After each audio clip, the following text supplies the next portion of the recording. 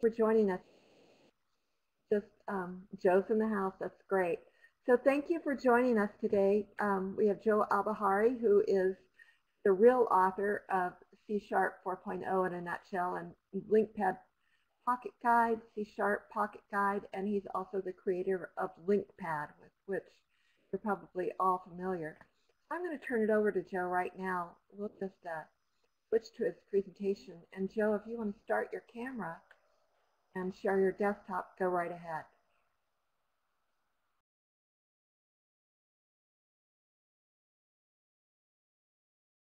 Right, am I coming through? Yes, you are. Loud and clear. You look great. Thanks.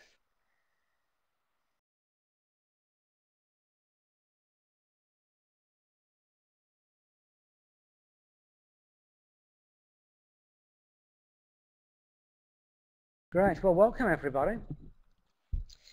We're going to start by looking at some of the features that were added recently to the, we're going to look at the new features that were added to LINQPad 2.0. And then we'll look afterwards at the new stuff that's in the upcoming beta that's just been released on the beta site. And also there'll be time afterwards for questions. So I'd love to hear from you if you've about it. So let's start now with the 2.0 features.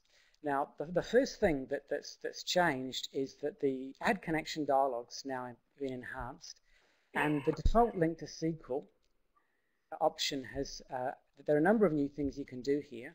One of them is you can now query SQL Azure services, and the other is you can use SSL with any SQL connection. Also, if you add a connection, you've got also the choice now of connecting to a Wcf Data Services, which used to be called ADO.NET Data Services. I'll demo that briefly. So this is a service we've got here. All you need to do is point it at a URI, remember the connection, and running, here we are. So this points to the AdventureWorks database, but it's actually a Wcf service that's running on top of that. And otherwise, it feels just like a database to query. You get all of the same associations showing up, same schema, and we can do the same queries. But the only difference you'll notice is when you run the query, if you click the SQL tab, instead of getting the SQL translation, you now get the URI, which includes the query that it's sending to the server, effectively your middle tier.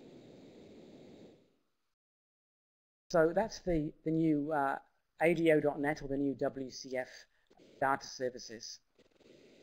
Now, there's been a couple of other enhancements too with that. One of them is if you're using Entity Framework and you're using a typed data context with your own EDM, with Entity Framework, you can now not only specify that your custom assembly and object context, EDM and so on, you can also choose any provider you want. So as long as the provider is installed on your machine, the ADO.NET and the Entity Framework provider is installed, you can pretty much choose anything you want and plug the connection string in, and it will run with that. Now, this is the tip of the iceberg in terms of what's changed in the add connection dialog. The whole model which LINQPad uses to interact with the querying service has now been generalized. It uses a new extensibility model that makes it much easier to write drivers. And that extensibility model has actually been opened up now, so anyone can write a driver. Now, for instance, if you look at this IQ driver, this doesn't ship with LINQPad. This is an extra download, and it comes from here. If you click View More Drivers, it brings up a web page where you can download more drivers. Now, the driver is an LPX file, which you can browse to, or you can use one on the page.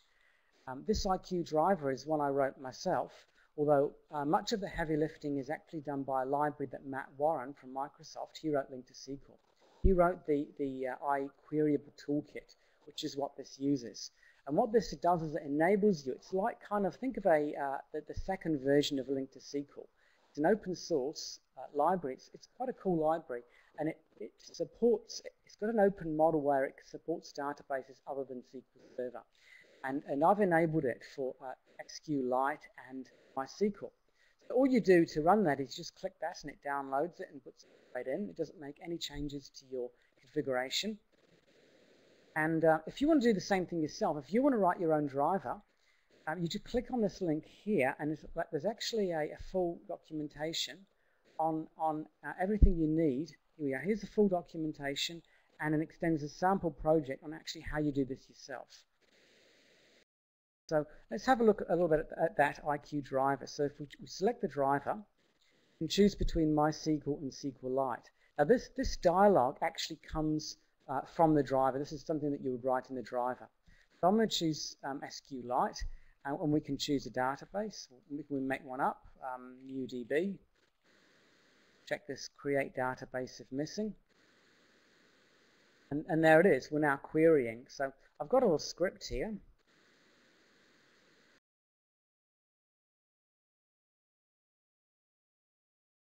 I've got a script here which I'm going to, this creates a simple database, and I'm just going to attach it to this connection.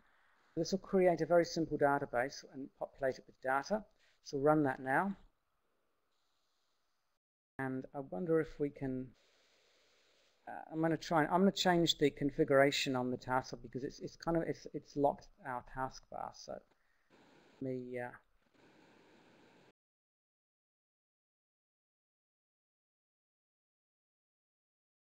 locked it down, so we're losing the bottom part of the screen. Okay, that's better. Okay, so now I'm going to refresh this. And now you can see we've basically got the same experience as though this was SQL Server, and I can query this database, and we can look at the SQL translation now, and we see it's actually using SQLite syntax now rather than SQL syntax. Now the underlying driver, the iQueryable toolkit, is actually quite sophisticated. It supports non-trivial queries, and this is quite unusual. Most third-party providers for LINQ they're quite limited in terms of what you can do, but we can go into the samples, for instance, and I'll choose one of the samples in the LINQ operators. We'll go to select and choose, here we are, select subqueries filtered with a let. And this is typically kind of query that this is a real life query. We're choosing customers who have made high value purchases, and we want to project those high value purchases. So Tom, and there's his holiday, and there's Mary, and the car, boat, and camera. And you can look at the SQL here. It's set to do a left outer join with a subquery and so on. Now, if I take this database here, the SQLite, I just drag it over to here, we can run this same query again, now using SQLite to get the same result. And what's quite cool is it's actually generated quite good SQL as well. It's done the same thing. It's done a left outer join with a subquery. So this is actually a viable option if you want to look at using LINQ with other providers. Now, an important feature also of the provider is that there's kind of two architectures. If you're writing a data context provider for LINQPad, you can write either what's called a dynamic driver or a static driver. The dynamic driver is basically all these ones in this list box here, where LINQPad automatically, or your driver will automatically query the data source, and then it will build the type data context for you automatically. The static driver, it works in conjunction with a model and types that you define in Visual Studio yourself. Now you can write drivers that do either. So if we look at the drivers, there have been some other companies who are also working on writing drivers for LINQPad. There's, I think, 3 at the moment, and the first off to get one to ship is a company called Mindscape, who have written a driver for their object relational mapper called Lightspeed. I've worked with the guys who have written this, and they're really switched on. So this is certainly a product I'd look at if I was one object relational mapper for a large enterprise system. So I'm going to download this now to show how easy it is to set the whole thing up. We just click download, and that's it. It's all loaded now, and we can see Lightspeed now appears in here. So we'll click next now, but before we do that, we need to create a model, because it's a static driver. We need to create a model in Visual Studio. Now I've already done that here. So we've got here this is a model. I've not loaded the designer, but it's got a full designer like LINQ to see. framework.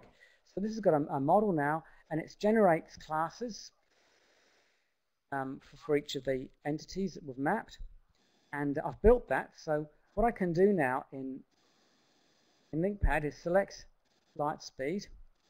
And this is the dialog that's provided by the driver. And the easiest way, to, rather than filling out all of these things here, is you can click Infer from Model. So we click that. Now I can point it to the model. And it fills everything out. And click OK. Now we've got all the tables there and all the associations. And now we can start querying that, just as though that was entity framework or link to SQL. We are, and we can even see the SQL translation in there.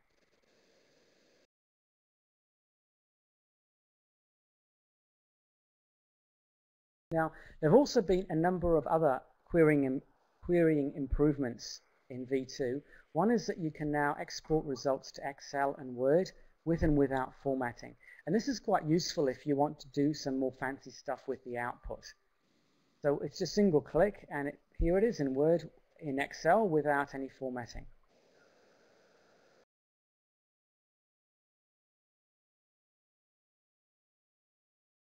Also, it now supports extension methods. So here's an example of the extension method that we've written and we want to test in LINQPad. We're not using databases, we don't have to. We can if we want, but we can do LINQPad for stuff that's got nothing to do with databases. And here I've written a static class, just like you would in Visual Studio, and we've written an extension method called write. So I can now put a string in there, like hello world, and I can look at the rightmost characters of that, and that extension method shows up in IntelliSense.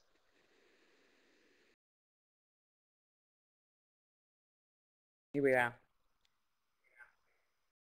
Now another cool new feature is something called hyperlinks. So here's a simplest example. Hyperlink is a new class that's part of LINQPad. You can instantiate it with a URI, and if you dump that out, it gives you a link you can click on, and that's just like any other hyperlink. But what's more interesting with hyperlink is we can do other things with it as well. And the Q in the link gives away the fact it does a little bit more than just ordinary hyperlink. So we have a look at the overloads there. There's one that lets us specify a query language. So we can put in there any query language that's supported by LINQPad, such as expression, program statements, and so on. So to give a really simple example, I'll put an expression in there, and I can put something like 3 times 4. And you can even give it a name if you want, like calculation. I'm going to dump that out. Now, when I run that, it's going to give me a hyperlink called calculation. And if I click that, we'll then create a new query with that expression and run it. So in other words, what you can do with a hyperlink is write queries that write queries. And there's quite a lot of interesting options in there for in terms of where that may lead in the future. Now, another enhancement is we've now got real-time output. So here's an example. We've got a for loop, and we're dumping out the iterator variable, and then we're sleeping for half a second. Now, if I run that, you can see the numbers come out in real time. This will come in very handy shortly, as we're going to see.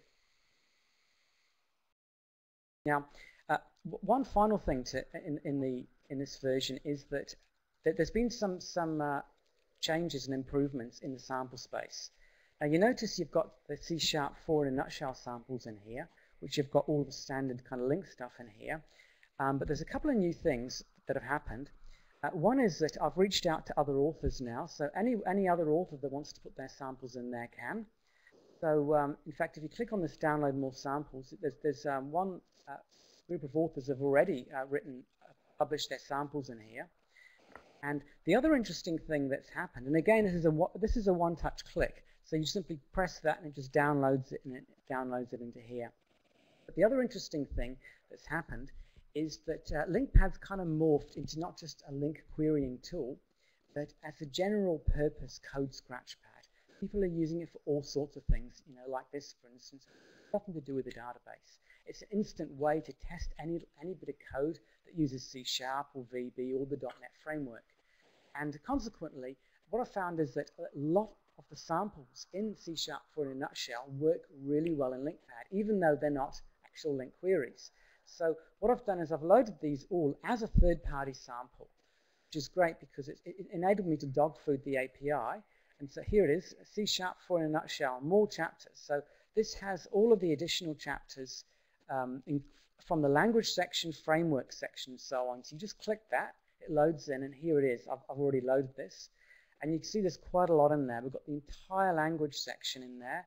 So everything from first programming to arrays. Here's an example. We're initializing rectangular and jagged arrays, and we're dumping them out. There's a rectangular array. Below it's a jagged array.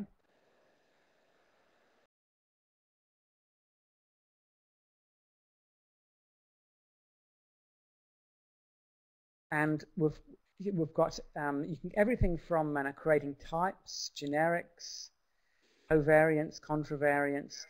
And you can even do unsafe code in LINQPad. And this is a feature, I think, is a great feature of C# as well. The fact you can do unsafe code, like in C#, it supports really high-level functional programming constructs like query expressions and lambda functions and closures. And yet it also supports really low-level stuff like void star or void star is a pointer to the unknown. How cool is that? In the same language, we can do that kind of low-level stuff. Also, we've got that there's been some enhancements for dynamic programming and parallel programming. With the samples, you can actually download other stuff as well, DLLs and so on. So there's an example here of a Python calculator, which uses Python interop to dynamically calculate expressions. And this actually dynamically just downloads the Python APIs for you. So this is actually now running the Python APIs that it downloaded automatically with the samples. And here we are, we've got full examples with plink. All of these are from the book, straight out of the book, and all of the complex examples are in here, not just the basic ones, optimizing aggregations using parallelizing the aggregate function, for instance. All of the nitty-gritty with task parallelism, that's all in there as well. And that all works well. And a lot of the features, some of the features we saw before and we'll see in the future, help make this work, like the ability to display results in real time, continuations and antecedents and so on.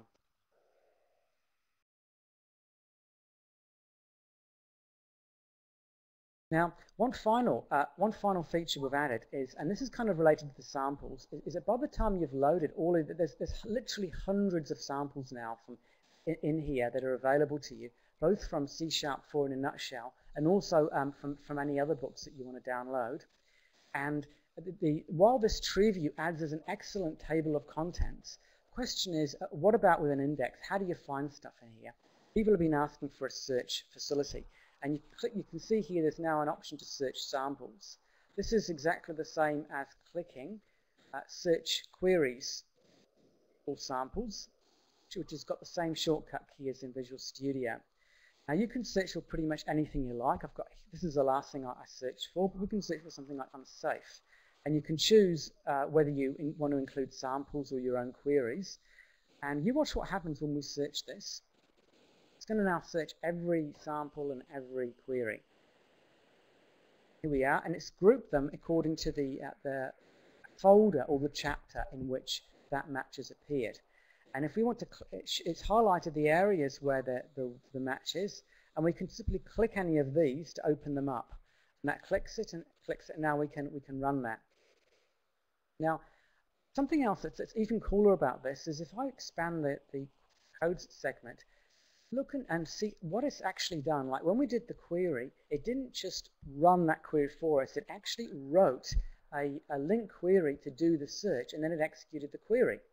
Now, the advantage of doing it this way is that it means that if you're not totally happy with all of the options in terms of how it's searching, how it's presenting the results, all you have to do is edit this query, and you can make this do whatever you want. You can then even save this as a template, if you like, for new searches, or even as a code snippet, which is something we'll come to shortly. There's something else very cool about this as well, though, and not only is this a really small, tidy way to have a lot of good functionality in there, but it achieves something else that's going on in here, which it may not be obvious at first. Imagine that you are writing a product and you've got a system where you can allow users to have lots and lots of different files, and you want to write a find all functionality. Now, how are you going to do that? Would you do that imperatively? Would you like pages of code, or would you do it as a LINQ query? Now, you can see the advantage of doing it as a LINQ query is not only have we done this with minimal lines of code and in a way that's actually quite easy to follow and maintain, there's another hidden benefit, and that is that searching is computationally intensive. So isn't it cool if we could use all of the calls on our machine, parallelize that search to make it run quickly? That's exactly what we've done here. How many extra characters of code did it take to make that happen? Well, this is all it is, as parallel. In Framework 4, in CLR4, you can call as parallel, that turns this into a p-link, a parallel link query, and automatically parallelizes that query, taking advantage of all your calls without any extra programming, without worrying about thread safety or anything. So this is a great system if you want to, if you're using CLR4 and C#4. Now, you notice this is LINQPad 4, which is in beta. There's two parallel versions of LINQPad. There's LINQPad 2, which targets Framework 3.5, and LINQPad 4, which targets Framework 4. You need LINQPad 4 if you want to use p-link. Now, what's another interesting thing about this is it's effectively documenting a hidden object model which allows you to access all the queries. So you can see here we can access all of the properties of the queries programmatically now. The file references, GAC references, the language, last modified. Get connection info. That opens up the connection properties of a query. So I can go into like database info, and everything in there is exposed that you can now query. Now all of this is read-only at the moment. This may change in the future to allow you to execute stuff as well and update it. But for now, you've got the ability to pretty much query anything you want in here. So that's it for all of the C#2 features. Sorry, for all of the LINQPad 2 features. We're going to move on to now to the new features in the latest beta, which will hopefully become live within a month or two. But in the meantime, you can download them right now on the beta page. Now, I notice there's quite a lot of questions coming up. I'll wait till the end, and then we'll go through all those questions at the end. Let's close all these queries, and here's another option. We've got the ability now to power close all queries in one fell swoop. Control Shift F4, and you just answer no, save all those, and there you are. You have a clean slate. Now, let's have a look at the new features. First, it's an extension of what we saw before, and it's called the Navigate 2. Now, you've probably seen this. If you're using VS 2010, this comes straight from VS 2010, even with the same shortcut key, Control, comma. Now, how it works is, well, I don't know about you, but I use LINQPad for everything. Myself, on my development machine, I've got 470 queries in my queries folder under lots of different subfolders. I use it for testing code ideas, for iterative development, scripting, as a replacement for batch files, viewing web stats, deploying builds, demoing, giving demos for C#, parallel programming, and so on. So there's literally hundreds of files of them. The question is, how do you instantly get to a query? And for me, having to go through the tree view is just too slow. So you use this Navigate 2 with a Control, comma, and it's a really nice dialog because you can simply start typing any part of the name of any query in My Queries or in Samples if you click that. If I want to get that hyperlinks, I just start typing and there it is. Right, enter and we're there. Right, that is a really quick way of navigating. And it's actually slightly more powerful than what you've got in VS, as well as having a history in there. It also, you can, and being able to search samples, you can actually search the entire query text as well, rather like what we saw before. But it does more of a Google style. It does a keyword search rather than an exact phrase search. So this can be quite useful. We'll hit samples here, and that's going to work. And now it's going to give me every query in a sample that contains the word unsafe. And again, you can just click any of these, and then you run them. Now, the next lot of enhancements are all to do with auto-completion, which is something I've been working quite a lot on recently on enhancing. And I would like to thank everyone who's purchased an auto-completion license or is thinking of doing so, because basically you guys, you're funding the project, you've paid for and the development so far on LINQPad and all of the future work and current work that's going on it. I really sincerely like to thank everyone who's purchased a license. So let's have a look at some of the enhancements now in auto-completion. First, it comes up straight away as you start typing. It appears just like in Visual Studio. And another nice feature is that it does memberlist filtering. And this is another VS 2010 thing. So let's say I type culture info. And now this is in a namespace that's not imported by default. So we can use the smart tag and import that, system.globalization.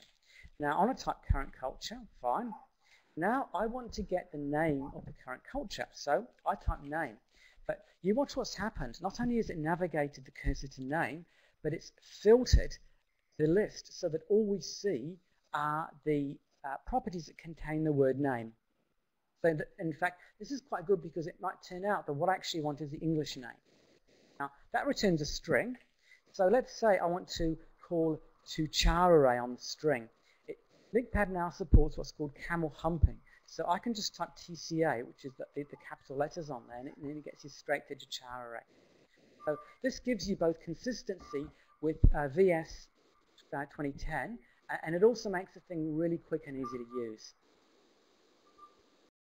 Now, there have been some more enhancements too.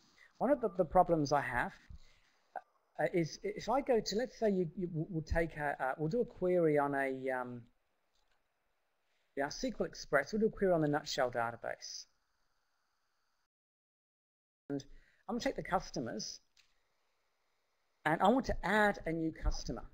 The problem is, and this is something that crops up every now and then that I find really annoying, is that I want to add a customer. I've forgotten what the name of the method is that adds the customer. But because customers implements iQueryable and iNumerable, it's completely drowned out with all of the querying extension methods.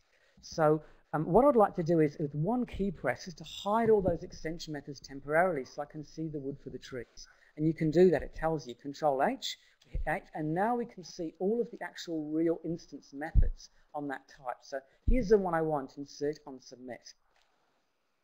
So now I can put a new customer, and another new enhancement is if I populate the object initialize, like put the ID is 1 in there, now if I hit comma now the ID disappears from the list, so we're only seeing the members in here we haven't already populated in the initializer.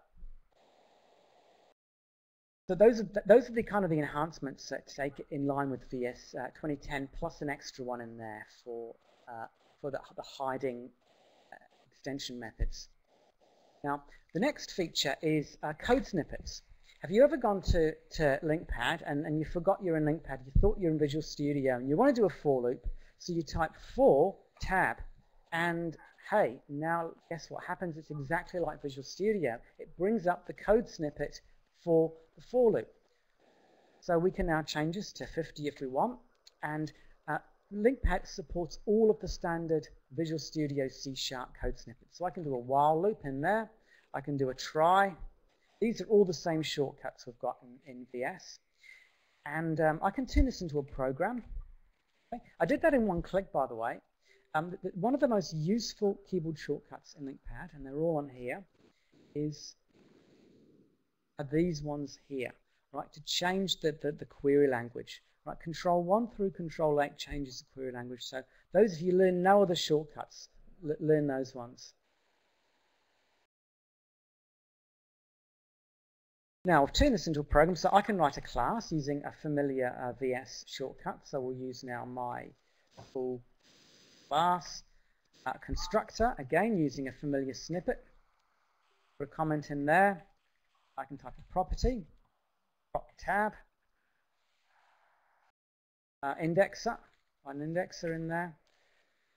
And now I can take this whole class, highlight it, we'll highlight the whole class, and now I can surround that in a region. We'll call that advanced, fine. And now I can collapse the region.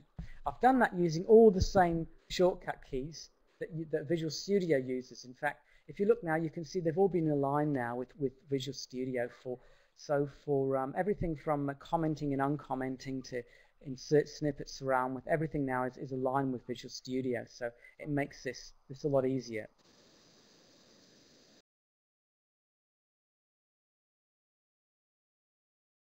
Now there's a couple of extra things as well we've got in Snippets that you don't have in Visual Studio.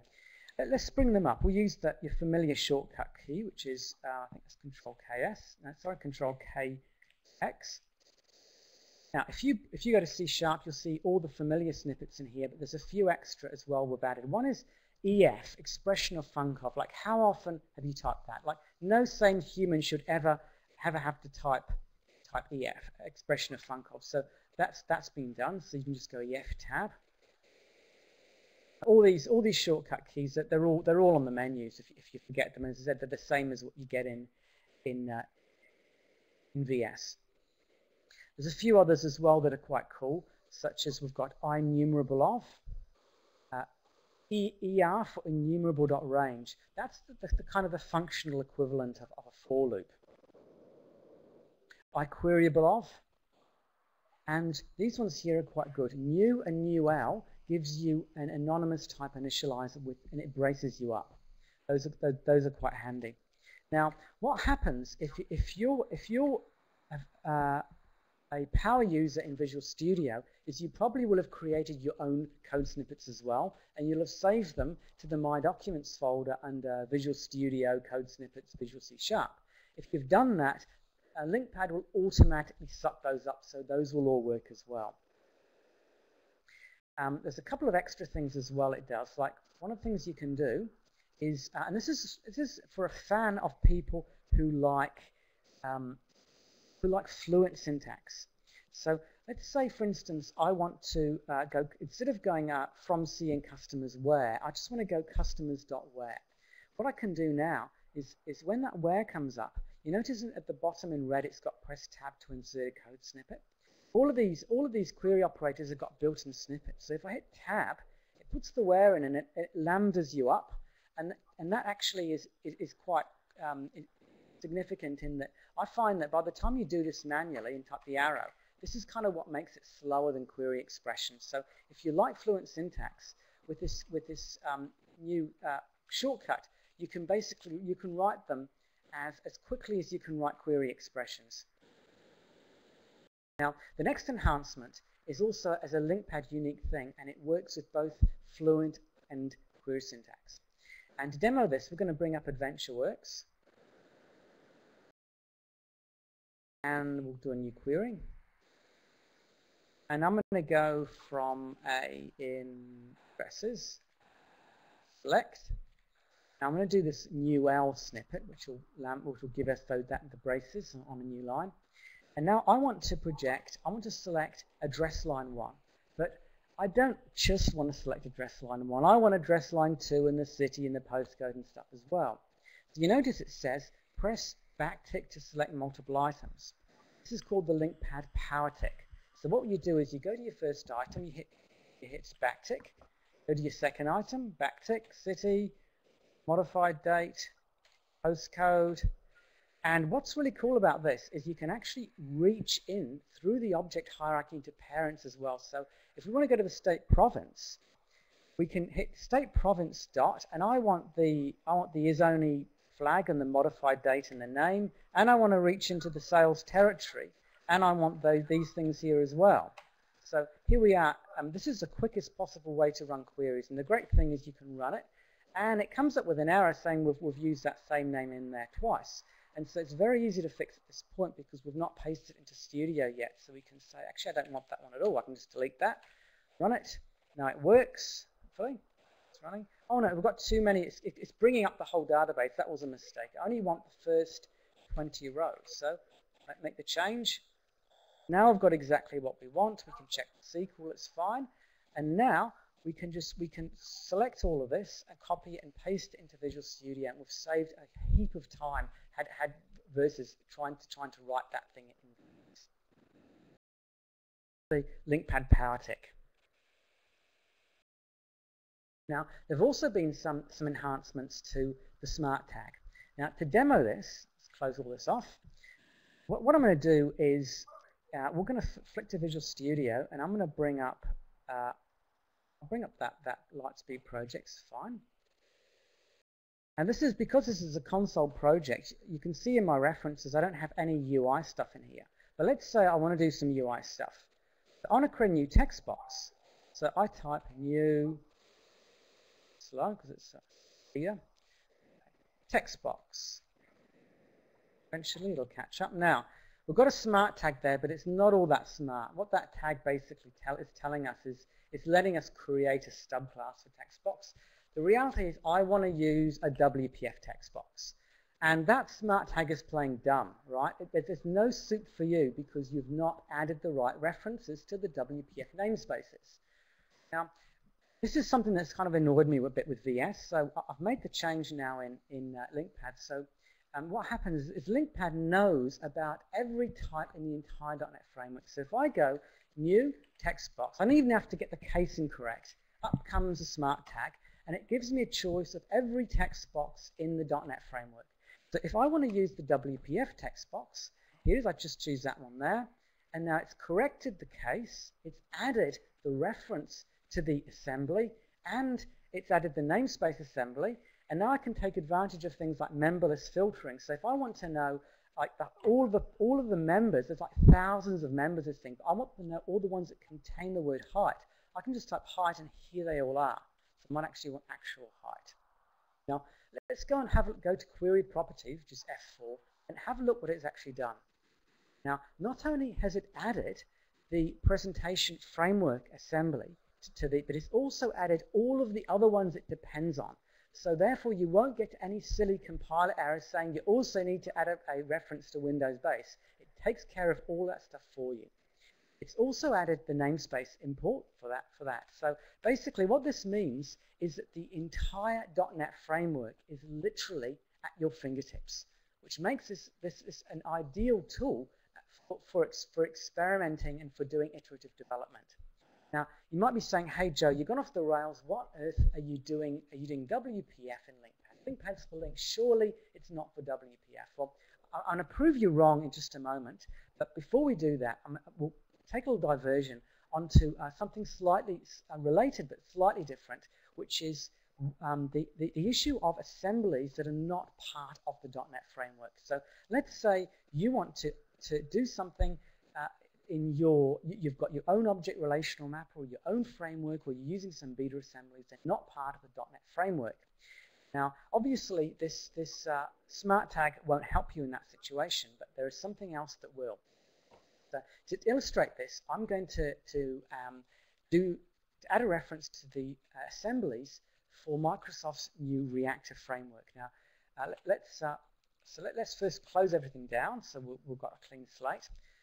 Add reference, and now I'm going to hit the add or the browse button. You can do either. If I hit the add, notice how quickly this comes up. You can even hit show GAC assemblies. This allows you to actually reference assemblies that exist only in the GAC and nowhere else. This is really handy if you're out on site and you're on a client machine, you're not on a development machine, you want to do some diagnostic stuff. You might find that the only place where you can find the assemblies you need is in the GAC. Now, you can Visual Studio, you can't do this, but you can in LINQPad. You can pull stuff straight out of the GAC and just start using it. And as I said, it's very fast, and you've got this text box as well to filter stuff, so it makes it really quick and easy. And there's no flicker, there's no delay. You can instantly add references. This is a really nice dialog to use now. But let's say we want to browse now to some custom assemblies. And I'm going to choose the Microsoft Reactor framework. If you've not played with this yet, it's a very, very interesting new beta.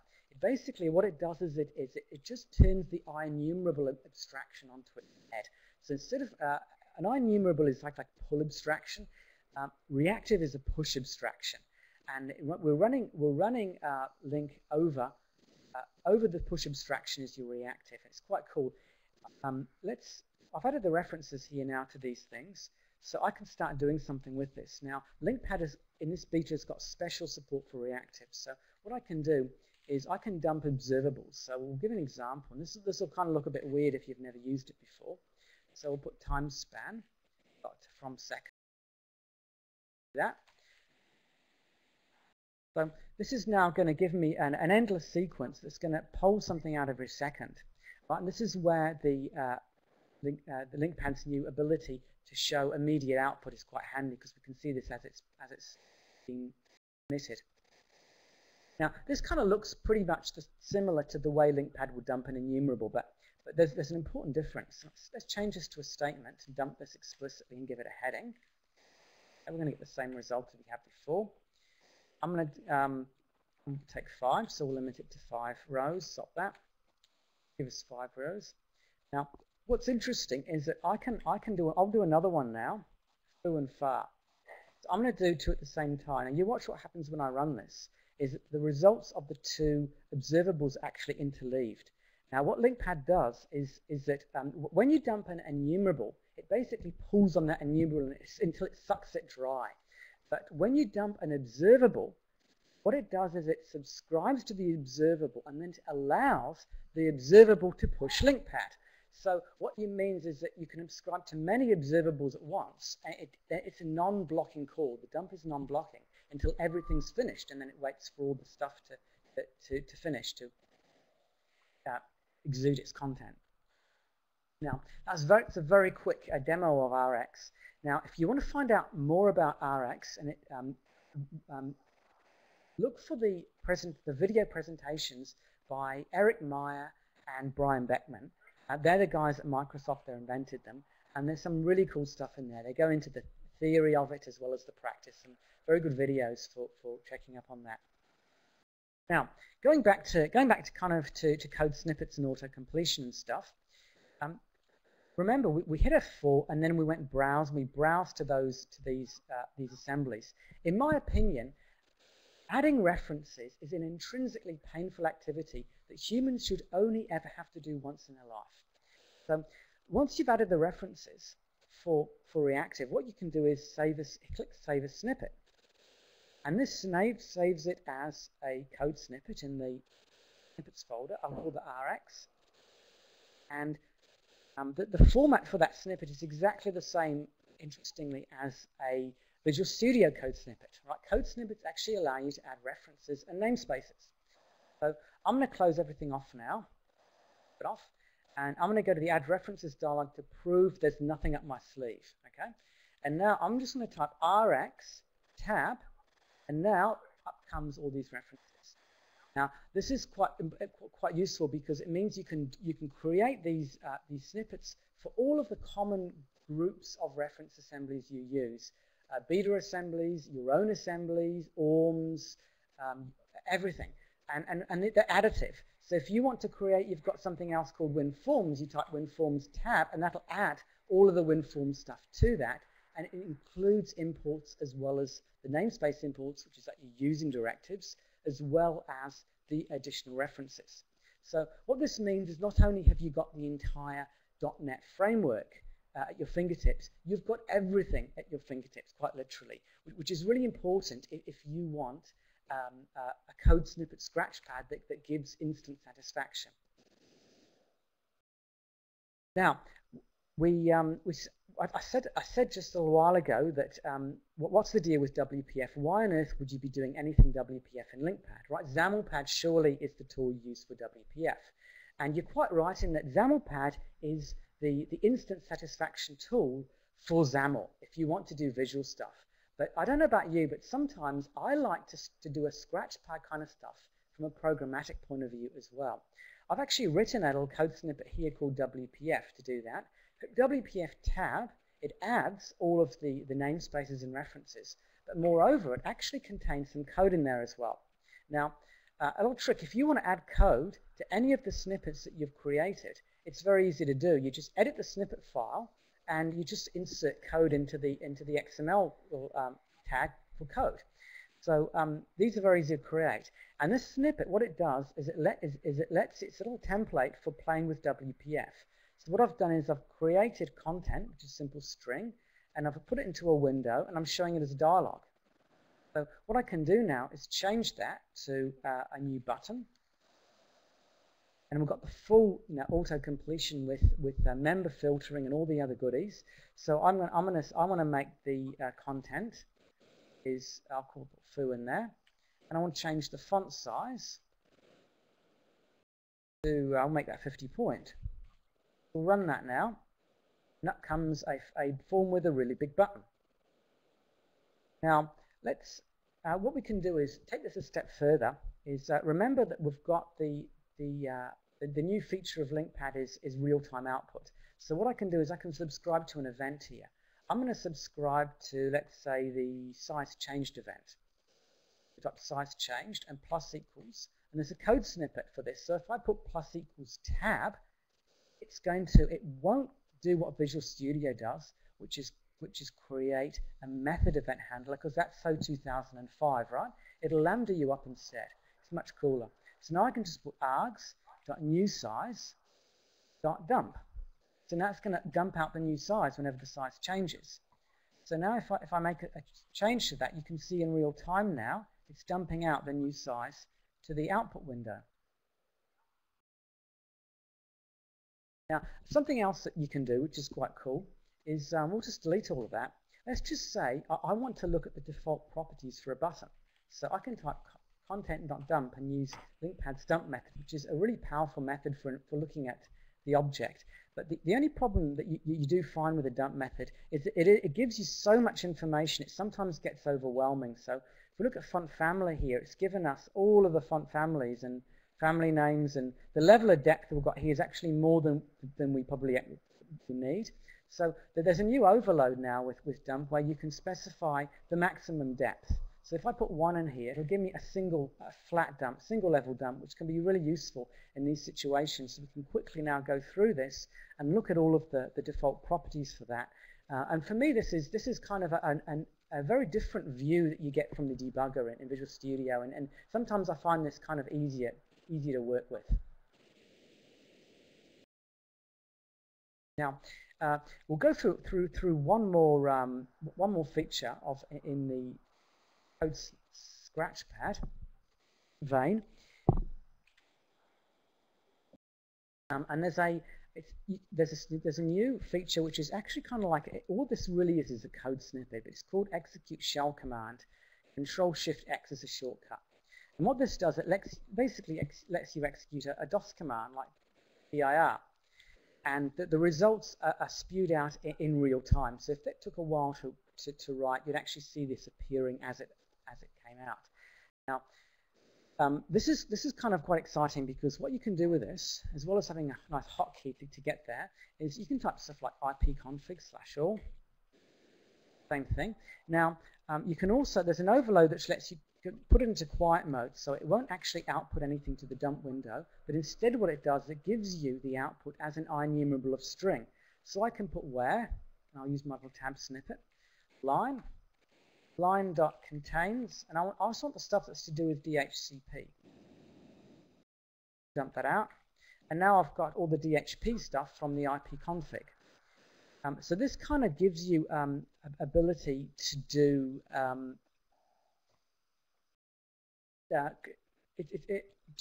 basically it's taking the command prompt and letting you extend and do more flexible things than you would do with it otherwise. Now this works. This is actually I think this feature works in both the LINQPad 2 and the LINQPad 4 betas. And there's another good feature with this as well, and that is, let's say, I don't know about you, but I do batch files. And I write batch files for things like doing backups, and I have a whole series basically of commands. Now the problem that you get, there's two big problems with using batch files. One is that you invariably end up with repetition, and I want some way to factor out that repetition. This gives you the ability to use your familiar programming language, C#, to factor out that repetition very easily. But the other big problem with batch files is what happens if you want a series of commands. If I want to do another one here, do a dir there, I can run 2 commands now. But the cool thing is, what if I screw that one up? If this one throws an exception, I get a command execution exception, and guess what? this one doesn't run. The problem with a batch file is if any command fails, it will just proceed on its merry way and run all of those other commands unless you insert this little wart. If app sign error level equals 1 everywhere. And to me, I mean, that's a productivity killer. I don't want to have to do that if error level 1 everywhere. So this to me is like a modern replacement for batch files. And you can even write your batch files in here, and then you can actually call them from the command line and tell it just to run that query. But I suggest you don't actually do that because there's a better way. And like, imagine you've got a folder here or a number of folders where you've got all of your batches and your scripts written there. Now, sure, you can write batch files to call that in LINQPad, but it's how do you actually find the batch file? You go to Windows Explorer and you look for it, but that's a slow process. Much better is to use the control.navigate too. It's so much quicker. So let's say, for instance, after having done this IP config, I'll stick this up so it works. I'm going to save this and I'll call it IP. We can even put this, we can create a new folder in here if we want. So folder for scripts. And we'll call this IP config. And we'll close this off. And if I want to go back to that, all I do is do my control dot and just type, I've got this enabled which will slow it down. So let's close that. Just type IP config and there it is, up it comes. So you can turn that samples off, we'll make it even better. Control dot, there it is, it's all it takes. And to me that's the quickest way to get to the script you want to execute. Now, one final thing before we finish up and have questions is that opening queries as well has become a bit easier. So we'll go to our queries folder, and if I double click that, because I downloaded the standalone executable rather than the setup, that file isn't associated with LINQPad, so I can put select program from the list, and I can bring LINQPad. I knew that it would do that. So I've associated it with LINQPad now. So now if I double click that, it comes up. Now it's always done this, but what's new now is it uses the same instance and it opens a new tab up in the same instance. You can even highlight multiple ones and open them, and then it will open multiple ones, and you can drag them. So I can hit those and I can just drag those onto the surface, and then it will open all of those up. And I can even go to DLLs, and I can even drag DLLs on there. If I drag DLLs on there, it'll add the references to the DLLs. There's been some improvements as well in the ergonomics of the scratchpad ergonomics. So yeah, thanks everyone. That's the summary on it, and I'll now attempt the task of answering questions. There's quite a lot here. I'm not quite sure where to begin.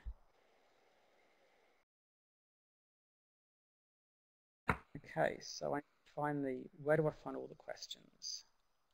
Hey Joe, it's Catherine. Can you hear me? Yes, I can hear you. Okay, I thought I was having a problem with my mic. I posted the questions over on this notepad on the side, so perhaps you should read them because I understand my voice okay. Very quietly. So okay. First question. I've got them now.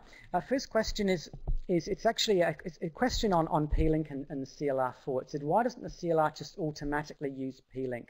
Seems strange you have to do as parallel explicitly. Now, there's a good reason for that in that it does have some side effects when you call as parallel. For a start, it messes up the order of unless you add as ordered, which has an overhead. Because if you think about it, if you divide up a query into lots of different threads and they're all processing at once, then those threads, when the data comes back, it's not necessarily in the same order that the work was allocated. So that's one of the side effects it has. But also that if you put as parallel, you've got to make sure that your query is actually written in the spirit in which LINQ was designed. In other words, if you're calling side-affecting functions, that's not going to play well with P-Link. And the reason they didn't do as parallel automatically was some people are actually using LINQ in a bit of a naughty way. They're doing side-affecting stuff, so they didn't want to break people's code by adding as parallel to it. Question, Entity Framework doesn't seem to work with MySQL. It doesn't show, okay. Now, I really don't know a lot, to be honest, about Entity Framework support for MySQL. If you want to use MySQL, then first try, if you simply want to query in MySQL, use the IQ driver that's that extra one-click download. That driver doesn't use Entity Framework at all. It's just a one-click thing. If you want to use Entity Framework with MySQL and LINQPad, you're going to have to build a typed data context to do it anyway, which means you first going to have to use Visual Studio. Now, I'm fairly sure that stuff does work, but it's not kind of as easy out of the box as just using the IQ driver. I think we've covered this one here. Plan for auto-completion in VB. Have a look on the user voice, linkpad.uservoice.com, and there's the explanation for what the story is with auto-completion with VB. Now, porting on the Mono platform, a DB tool for the Mac, I would actually quite like to see it on the Mono. It's non-trivial, though, because I'm using a number of third-party libraries, like for the editor, and the third-party libraries do some p-invoke stuff, which means I'd have to probably either rip out the libraries and replace them with other ones, and that's quite a big job. And then there's the p-invoke stuff I'm doing myself and all the other things. So it is quite a lot of work getting that happening. So I haven't ruled it out, but at the moment the demand that there has been some demand for it has been fairly low at this stage for Mono support. Shortcut for snippets, that's the same as Visual Studio, and it's on the edit menu, Control-KX. Can we run from the command line? Yes, you can. The command line support at the moment is limited, and I plan to expand it.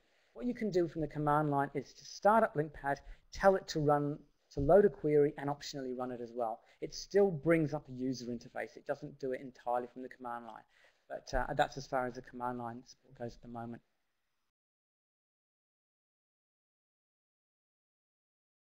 Some more questions here on the side. Let's see what we've got.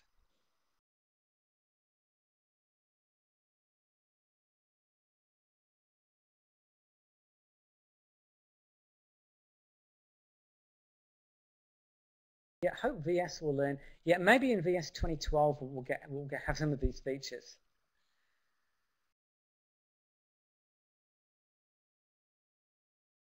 Yeah, one of the things with VS, Visual Studio is a studio for solutions, and LINQPad is a studio for iterative development and for ideas and for testing. Upgrade scenario, currently all auto-completion owners are getting free updates.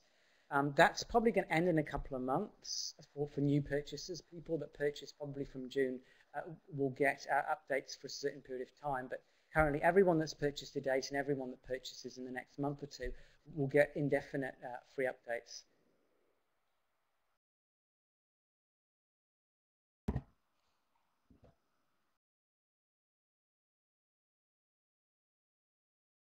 Can you install both LINQPad 2 and 4 on the same machine?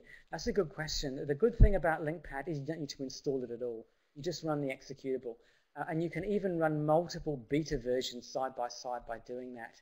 Now, if you do run the installer, yes, you can absolutely run 2 and 4 side by side. The way to move something built in LINQPad to a VS solution is copy and paste it. That's what I do.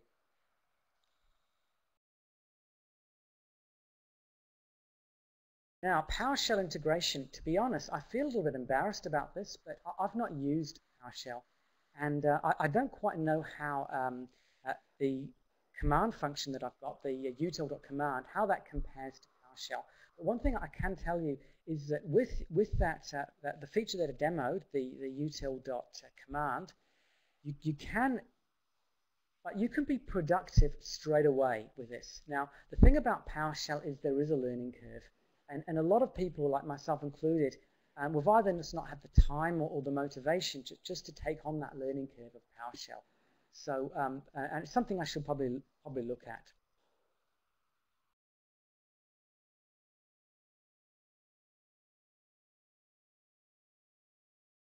Catherine, oh, that's great. She's got a special offer on books. And I would like to thank O'Reilly sincerely for publishing my book, C# 4 in a Nutshell.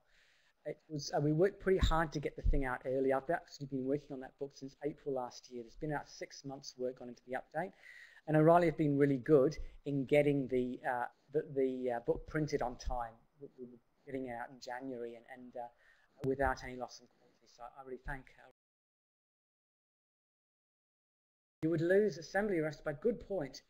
Now, one thing that does puzzle me with Visual Studio is that when you use code snippets with assembly references, that they get lost, that they ignores them when you put them in. I don't know why it does that. I think that's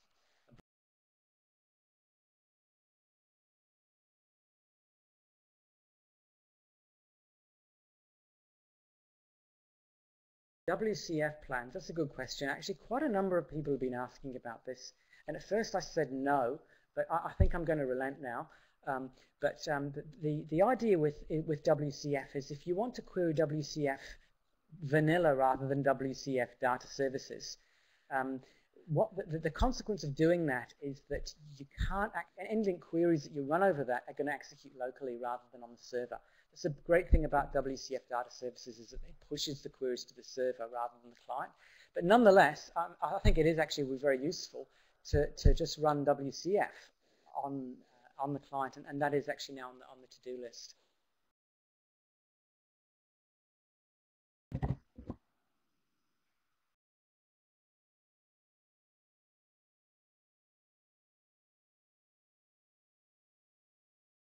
Can you use one LINQ file to reference another? Not at the moment, no. That's one thing that's been requested, and it's under consideration.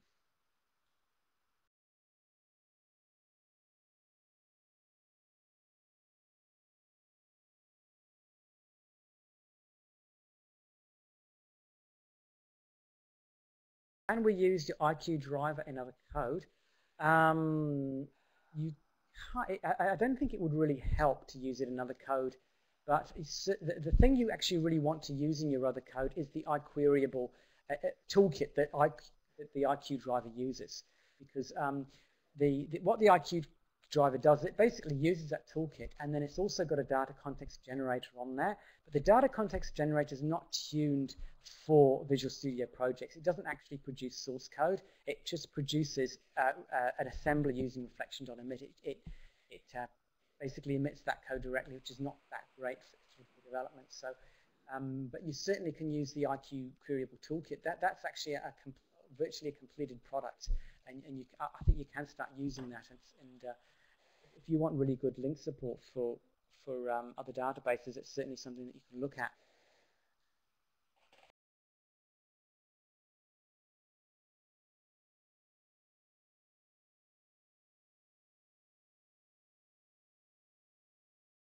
Right. Well, I think the questions are still coming in, but I know we're probably getting low on time now, so we might call it a day now with the presentation. So thanks very much, Catherine, for organising it, and thanks everyone for turning up. It's great the number of attendees we've had and the support from you all. So thanks everyone.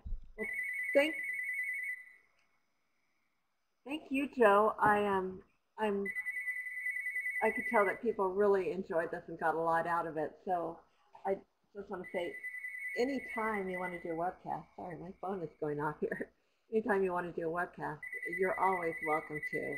And thanks, Catherine. I just want to thank everyone for joining in also.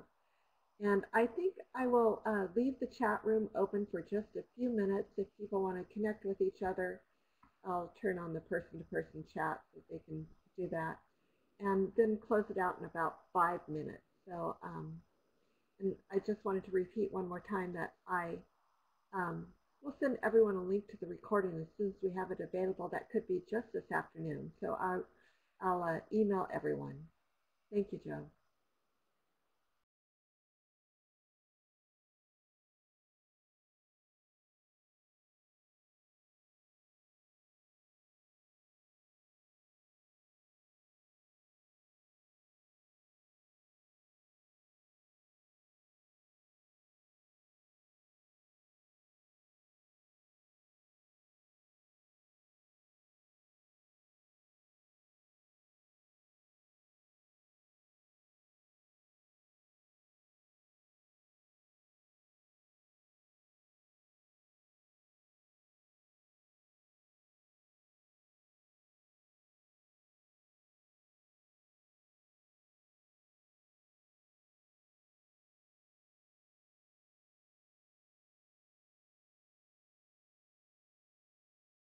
A couple more questions, if you can still hear me. If you buy a license now, then all future updates are free. That offer will end in a couple of months, but yes, if you buy within the next couple of months, then you'll get updates.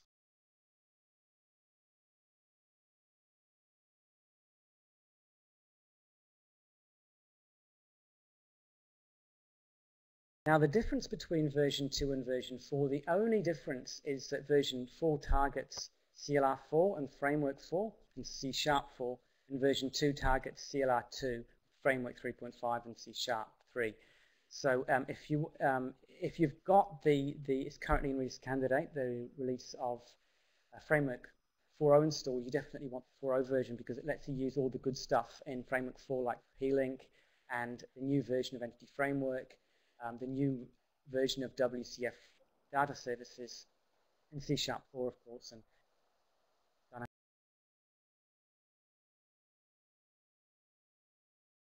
the license for 2 works for 4 as well. Yes, at the moment, yes, the two cross-pollinate. Hello? Yep, all you need is .NET Framework 4.0. Before I was talking on the webcast. Sorry, Catherine?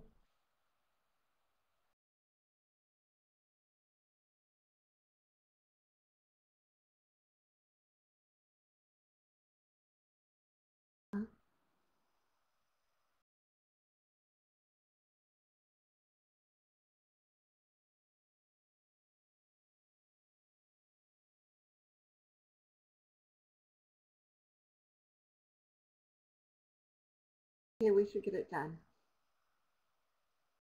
Okay, great. Well, go ahead and get yours done. All right. Yes, he will. Thanks, honey.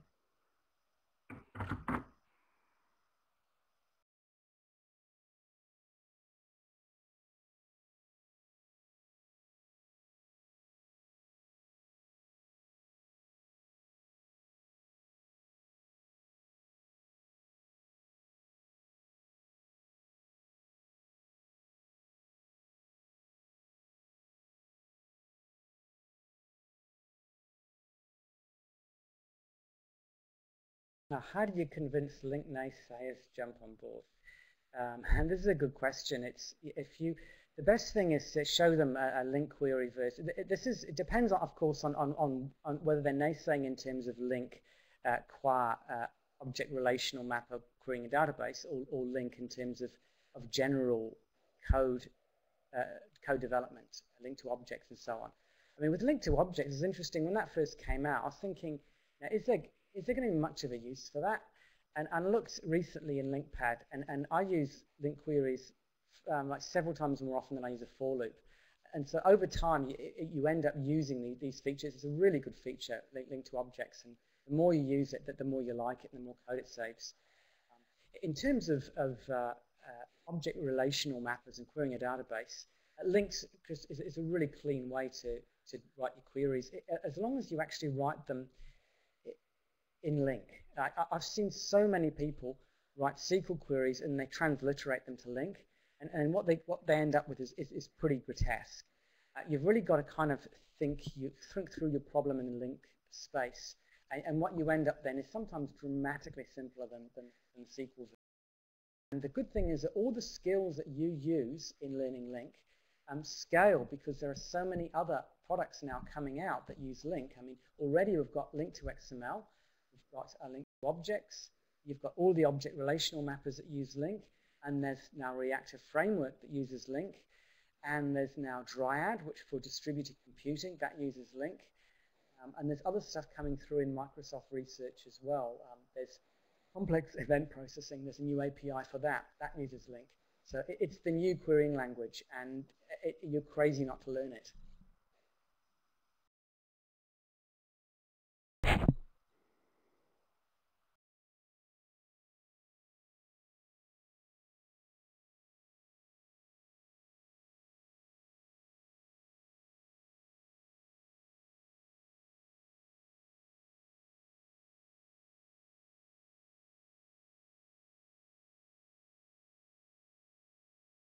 Yeah, I've Objective-C, presumably that's for the iPhone, I'm guessing.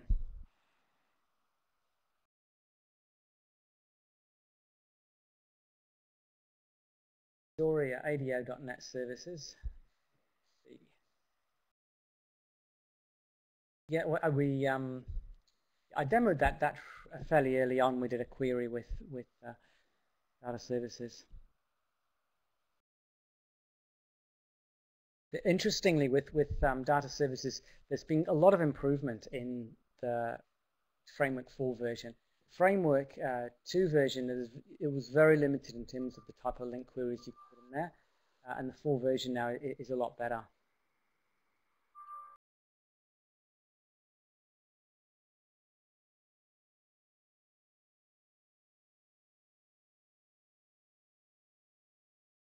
Book plans. Well, if, hopefully Riley going to.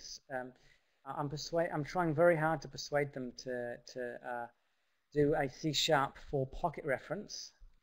So that's hopefully the next book on the list.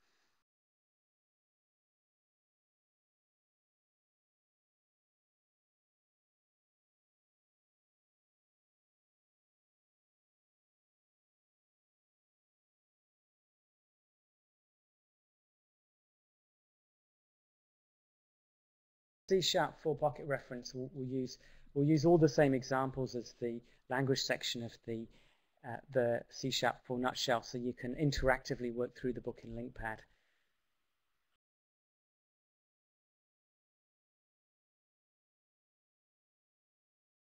Book on LINQPad, right. Well, the interesting thing, I've only ever had one person ask for a manual, and the thing about manuals is no one ever reads them. And I've found this, it's so important to make features discoverable. Otherwise, people won't use those features. I mean, think about the way you use Visual Studio. If you read the manual for Visual Studio, do you read the help and books on it?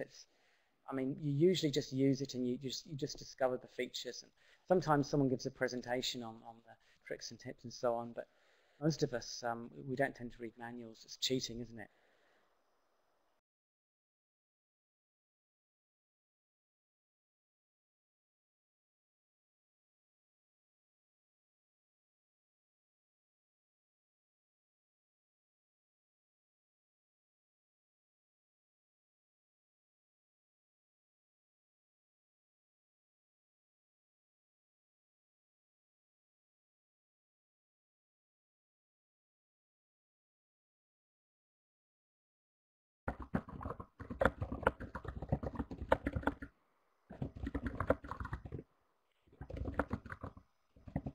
MS Build Runner to handle, that's an interesting one. I don't see why not. If you want to do that, if you want to use LINQPad as an MS Build Runner, try it. And if you run into any difficulties, let me know and I'll see what I can do. Over. I don't see why it shouldn't work. Can you paste T-SQL and generate the link from that? Now, I've actually go to linkpad.uservoice.com and look for the rejected requests. That's on the, and I've given a whole rationale as to why I've rejected that request. And basically, the problem you get is if the whole attitude, converting T-SQL into LINQ is rather like you've got an application written in VB6 and you want to convert it to C#. Now, if you did an automated tool to convert that, what you're going to end up with is something which doesn't use any of C#'s real good features. It will be a fairly trivial kind of transliteration, and you'd actually end up with code that was worse than what you started with in VB6. So it's not going to help you at all in terms of getting good LINQ queries to have an automated translation tool.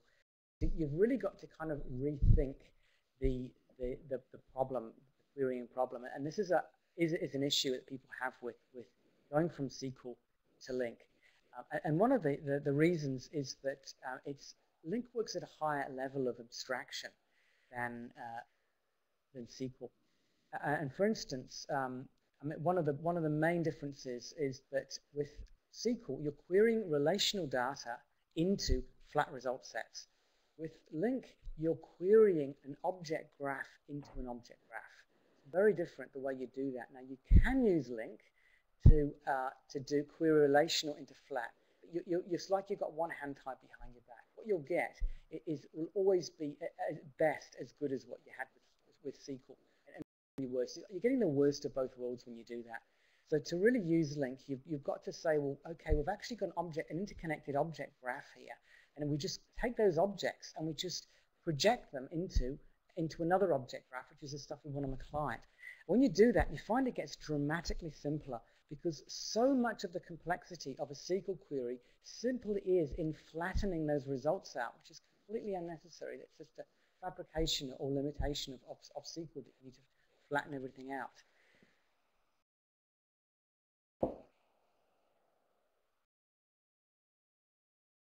Light speed is, well, they've written the driver, it's all running, so yep, that's, and I imagine they'll continue to maintain that.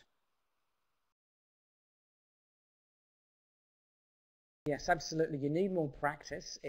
If you're struggling with a simple LINQ query, something you can do easily in T-SQL, and it's hard in LINQ. You need to the best thing is to read a book or look at the samples. If you don't want to buy the nutshell, I've got a much smaller one called the LINQ Pocket Reference, and that's got all of the essential. It's only $10. It's got all of the essential information you need in something like 100 pages, telling you everything you need to think in LINQ. All of the popular shapes of queries that you need to, all of the problems that you solve and how you do that.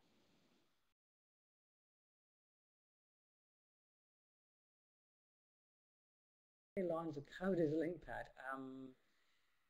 I don't actually know, to be honest. I've not counted it. It is actually quite a large program when there's a lot of libraries in there as well. I do believe in unit testing, but I don't have as much as I'd like to be honest. It's one of those things that, because the way a project evolves often isn't, you don't plan it to be what it becomes, and so you end up with less unit testing than you like. One thing I actually find that's quite good though is regression testing. I quite believe in that. So with something like autocompletion, for instance, it's quite easy to do something to break it. And the way to do that is not to use, in my opinion, not to use unit testing, but to get a whole series of queries and code samples, and to write a program that runs the auto-completion engine through all of those samples at every word boundary, and then writes all of the output to some file somewhere. That's like your control. And then whenever you want to make a change to it, you rerun that onto a new set of files, and then you do a comparison of all of those files to see whether anything's changed. And if it has, you can just use a source control differencing tool to automatically display all those differences. And then basically you can give a yes or no and say, well, if I'm happy with those differences, if it fixes a bug or sorts something out, you then copy your test over back to the control, so that becomes your baseline again. And I find that regression testing strategy works quite well.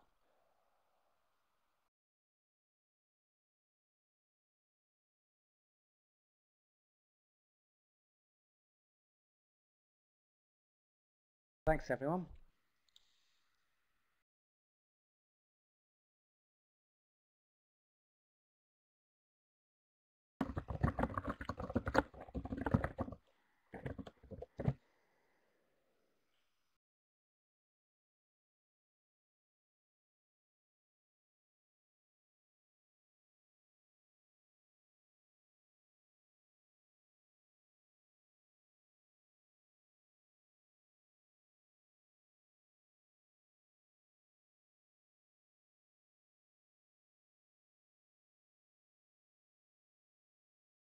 Thanks for your support, everyone. That's great.